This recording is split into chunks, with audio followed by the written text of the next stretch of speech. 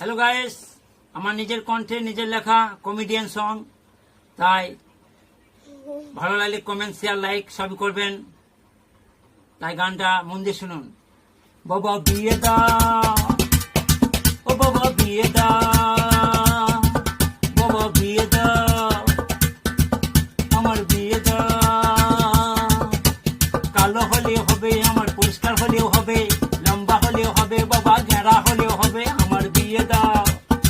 ও বাবা বিয়ে দা,